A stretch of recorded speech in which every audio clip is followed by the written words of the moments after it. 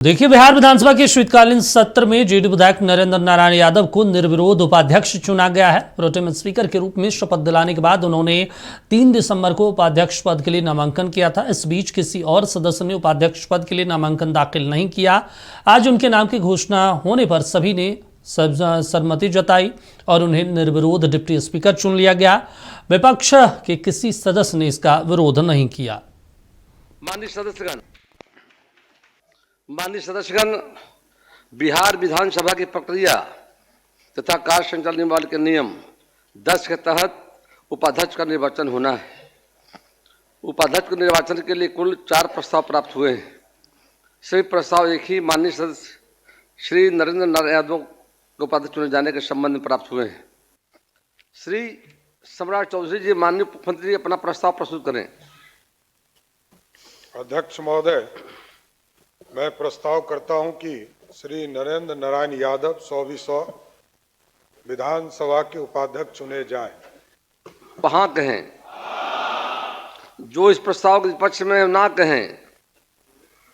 मैं समझता हूं कि पक्ष में बहुमत है। प्रस्ताव सर्वसम्मति से स्वीकृत हुआ। श्री नरेंद्र यादव जी सर्वसम्मति से बिहार विधानसभा के उपाध्यक्ष निर्वाचित हुए।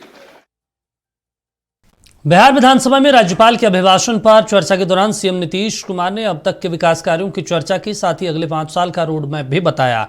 इस दौरान मुख्यमंत्री ने केंद्र सरकार और प्रधानमंत्री मोदी की तारीफ की। उन्होंने कहा, बिहार को विकास की पटरी पर लाने में केंद्र का अहम रोल है। बिहार के विकास में केंद्र सरकार का पूरा सहयोग मिल रहा है। जुलाई 2024 के बजट में बिहार को विशेष आर्थिक सहायता के रूप में सड़क, उद्योग, स्वास्थ्य, पर्यटन, बाढ़ नियंत्रण के लिए बड़ी राशि देने की घोषणा की गई है केंद्र सरकार के द्वारा जुलाई 2024 में। और फिर फरवरी 2025 के बजट में बिहार में मखाना बोर्ड, एयरपोर्ट की स्थापना, पश्चिमी कोसी नहर के लिए वित्तीय सहायता आदि की घोषणा की गई है। हमारी सरकार ने पिछले 20 वर्षों में विकास के अनेक काम किए हैं।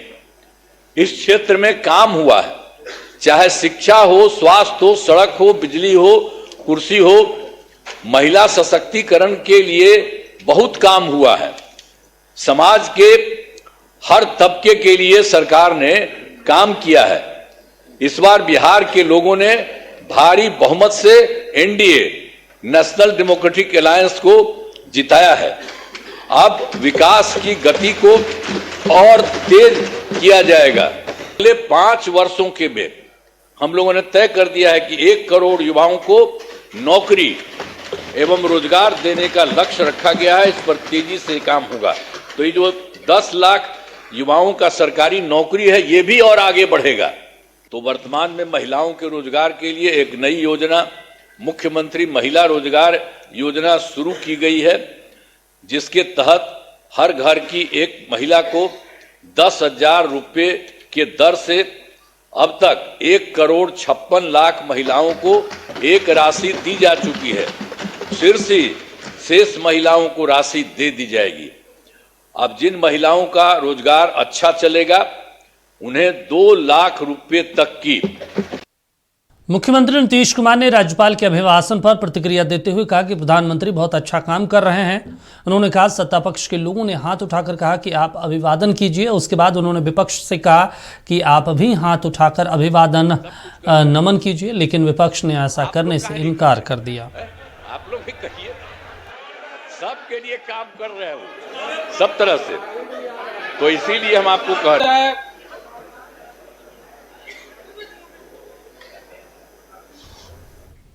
चलिए, इस पर ज्यादा जानकारी के साथ हमारे स्टेट हेड मरगूब जी हमारे साथ पटना से जुड़ रहे हैं। मरगूब जी, जिस तरीके से विधानसभा में आज देखने को मिला, चाहे नीतीश कुमार का संबोधन हो, चाहे फिर विजय सिन्हा का सख्त जो बुलडोजर वाला बयान हो, लेकिन इन तमाम चीज़ों पे हम बातचीत करेंगे। लेकिन हम आपसे ये समझना चाहते हैं, जिस तरीके से विधानसभा अध्यक्ष की कुर्सी पर प्रेम कुमार पिछड़े समाज से आते हैं, आरजेडी का कोर वोटर यादव माना जाता है, उसको साधने के लिए नरेंद्र नारायण यादव को लाया गया।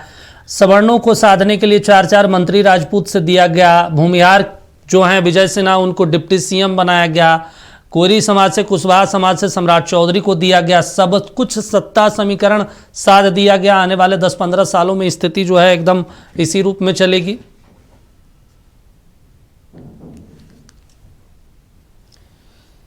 विधानसभा चुनाव में जनता ने एनडीए को प्रचंड बहुमत दिया, जिसकी कल्पना शायद गृह मंत्री अमित शाह ने भी नहीं सोचा था। गृह मंत्री का बयान था 160 सीट हम लोग जीत रहे हैं, लेकिन जनता ने 202 सीट दे दिया। अब इस समीकरण को और इस वोट बैंक को बचाए रखने के लिए एनडीए का पूरा चक्रव्यूह आप देख लीजिए। आपने बिल्कुल सही कहा, प्रेम कुमार अनुभवी पिछड़ा से पिछड़ा, नरेंद्र नारायण यादव कोर वोटर राजद का कहा जाता है, राजपूत समाज से कई मंत्री, भूमिहार समाज से उप मुख्यमंत्री विजय सिन्हा, कुशवाहा समाज से गृह मंत्री कह सकते हैं कि सम्राट चौधरी। तो एक जो स्टेबिलिटी आई है, जो इंडिया का मानना है, जो जनता ने हमें दिया है, हम उसको आगे बचा के रखें। यही कारण है कि पूरी की पूरी एक अस्थाई समाधान होता है ना, हम लोग वर्ड बोलते हैं किसी चीज का अस्थाई समाधान कर दिया, तो वोट के पूरे चक्रव्यूह का अस्थाई समाधान करने की एनडीए ने कोशिश की है। और यही कारण है कि ये पूरा लिस्ट उठा के अगर आप देखेंगे तो शायद आपको समझ में आ जाएगा कि हर तबके, हर लोगों को अलग अलग स्थानों पर सेट करने की कोशिश की है। और शायद जो अभी तक फहरिस्त देखने में लग रहा है, एनडीए इसमें बहुत हद तक सफल भी हुआ है। यह बहुत महत्वपूर्ण है। और ये आप देख लीजिए किस तरीके से नारायण यादव उपाध्यक्ष बने।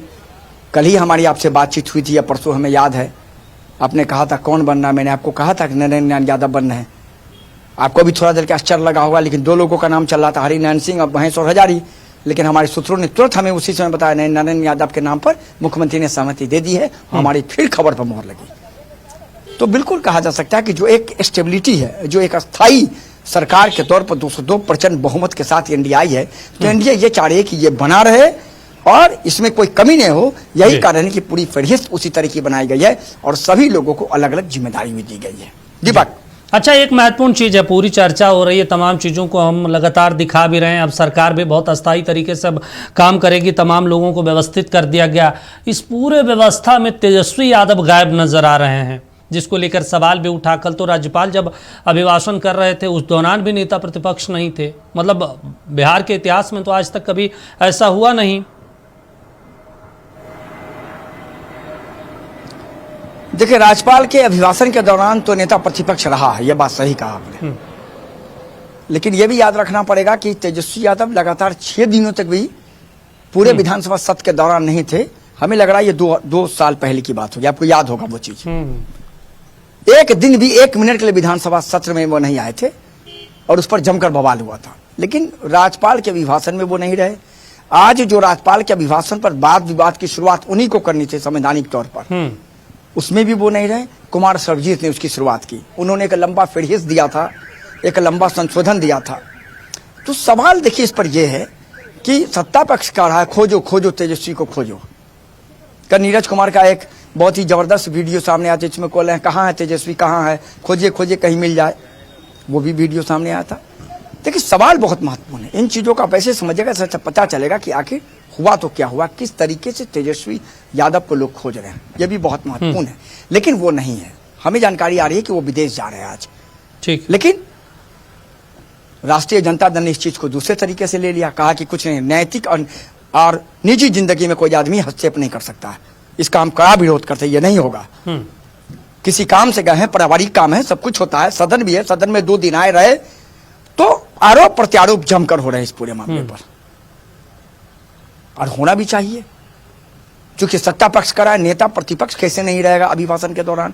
उनको शुरुआत करनी है, वो सरकार को घेरते कई मुद्दे पर, हम लोग उसका जवाब देते। लेकिन जब नेता प्रतिपक्षी नहीं है तो उनको सदन से मतलब नहीं है। जेवेश मिजाज ने यहां तक कह दिया कि उनको सदन से मतलब कब रहा है, आराम करने होंगे, हार गए, शौक में है, लज्जा में है, परेशान है, क्या करे नहीं करे। 25 सीटों पर जनता ने समेट दिया, 18 तारीख को मुख्यमंत्री बनने का ख्वाब देख रहे थे, तो आरोप का तो सहना पड़ेगा। चूंकि राज्यपाल का अभिभाषण बहुत महत्वपूर्ण होता है। चलिए ठीक है मरगूब जी, बातचीत करने के लिए, जानकारी देने के लिए शुक्रिया आपका। तो देखिए तेजस्वी यादव गायब नजर आ रहे हैं, इसको लेकर सवाल भी उठ रहे हैं क्योंकि बिहार है और जाहिर सी बात है चुनाव हुआ, चुनाव में करारी हार हुई है आरजेडी की, तेजस्वी की, कांग्रेस की, ऐसे में सवाल उठ रहे हैं तेजस्वी यादव को लेकर। अब खबर